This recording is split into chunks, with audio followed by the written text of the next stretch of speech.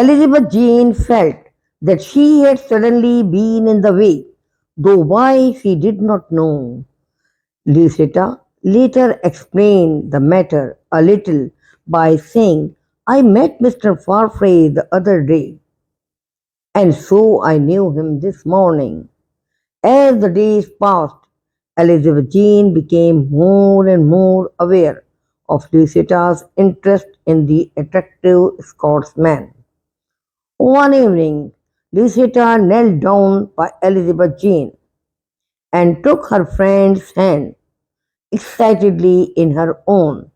She told her companion that she had something on her mind, something which concerned a poor friend of hers in whom she was very interested.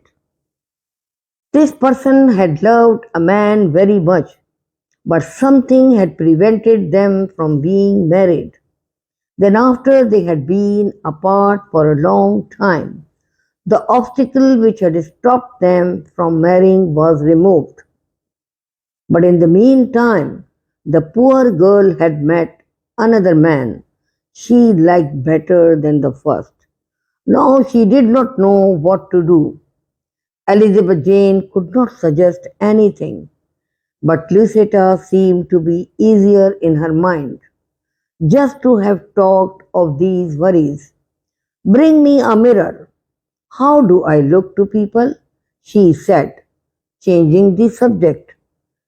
Well, a little tired, answered Elizabeth Jane, as she brought in a looking glass. I wonder if I wear well as time goes on, she said after a while. Yes, fairly. Where am I worst? Under your eyes. I notice a little brownness there. Yes, that is my worst place, I know. How many years more do you think I shall last before I get hopelessly plain? It may be 5 years, Eliza Jane answered, seriously, and with a quiet life as many as 10, with no love and none of the worry it brings, you might be sure of 10. Lucetta put down the mirror and said no more. Elizabeth Jane, for her part, had realized that the poor friend of Lucetta's story was Lucetta herself. Donald Farfrae visited High Place Hall once more. Both Miss Templeman and Elizabeth Jane received him. But Donald appeared not to see Elizabeth Jane at all. He answered her wise little remarks coldly, his looks and thoughts being centered only on Lucetta. Susan Hencher's daughter suffered the pain of this treatment calmly, as she had accepted worse things, and tried as soon as possible to get out of the room without being missed. The Scotsman hardly seemed to be the same Farfrae who had danced with her and walked with her, and who had seemed to be bordering between friendship and love for her.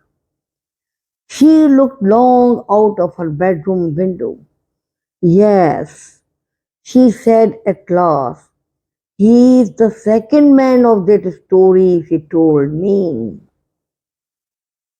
The next day, while Elizabeth Jane was out, Henschel called on Lucetta. He crossed the room to her with some awkwardness. She said something very polite about him being good enough to call. He looked at her oddly. Why, Lucetta, he said, what does that nonsense mean? You knew I would call? I've come to say that I'm ready to give you my name. You can fix the day or month with my full consent. Whenever in your opinion it would be best, it is rather early yet. she said. Yes, yes, I suppose it is. But you know, Lucetta, I felt that as soon as my poor Susan died, it was my duty to put things to right as quickly as I could. Still, I wouldn't call before because, well, your wealth makes me feel rather awkward. Though there's nobody in the world I would rather have had it, Lucetta. And there's nobody, I'm sure, who looks so lovely with it. He turned and admired her so that she stepped back even though she knew him so well. I'm very grateful to you, she said, trying to change the conversation.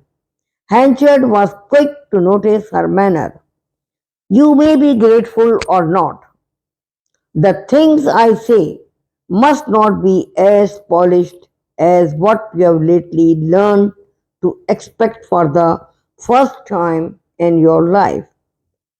But they are real, my lady Lucetta. That's rather a rude way of speaking to me, said Lucetta, with angry eyes. Not at all, replied Henchard hotly. But I don't wish to quarrel with you. I come with an honest proposal of marriage. The people in Jersey who talk about you so cruelly will be silenced, and you ought to be thankful. How can you speak like that? She answered. I suffered enough when you wrote to tell me of your wife's return and that I would have to forget you. And if I am a little independent now, surely it's my right. Yes, of course, he said, but I still think you ought to accept me for your own good name's sake. What is known in Jersey may become known here. How you keep on about Jersey? Everyone here believes I come from Bath. Yes, yes, well, what do you say to my proposal? For the present, let things be, she said with some embarrassment. Just treat me as an old friend, and I'll treat you as one. Time will. She stopped. He said nothing to fill the gap for a while. So that's the way the wind blows, is it? He said at last grimly. You came to live in Casterbridge entirely because of me. He went on. Yet now you are here. You won't have anything to do with my offer. He went towards the door. He had hardly gone down the staircase when she dropped upon the sofa. I will love Donald, she cried passionately. As for Henchard, he is hot tempered and stern, and it would be madness to tie myself to him. Knowing that I won't be a slave to the past, I love where I choose. But Lucetta felt a shiver of fear. Nevertheless, Hanchard had never returned to her the letters she had written to him in her first excitement. Possibly they were destroyed, but she wished now that they had never been written. It happened by chance on a spring morning that Henchard and Farfrae met on the road to Durnover Hill. Henchard was reading a letter sent to him from Lucetta, in which she made some excuse for not seeing him again too soon. Donald had no wish to enter into conversation with his former friend, but neither did he wish to pass him in unfriendly silence. He nodded as he went by, and Hanchard did the same. Then Hanchard suddenly stopped and turned back. Farfrae, he said, do you remember my story of that woman who suffered for her thoughtless affair with me? Yes, Well, I have offered to marry her now that I can, but she won't marry me. Now, what would you think of that? I ask you. Well, you owe her nothing more now, said Farfrae. That's true, said Henchard and went on his way. It did not cross Farfrae's mind that Henchard could have been referring to Lucetta. As for Henchard, he was only pleased to have heard Farfrae's opinion. He had not yet thought of him as a rival for Lucetta. Yes, he was sure that there was a rival. He could feel it in the way Lucetta kept refusing to see him. Perhaps it was Farfrae. This new thought made him determined to find out who it was, and when he at last arranged to see Lucetta again at the meeting when she offered him tea, he made it a point to ask if she knew Mr. Farfrae. Oh, yes, she knew him, she said. She could not help knowing almost everyone in Casterbridge living over the marketplace as she did. Pleasant young fellow, said Henchard. Yes, said Lucetta. We both know him, said kind Elizabeth Jane, to ease her companion's obvious embarrassment. There was a knock at the door. I wonder if that is him, said the corn merchant to himself. In a few seconds, sure enough, Donald walked in. Lucetta was very nervous, which increased Henchard's suspicions to a certainty.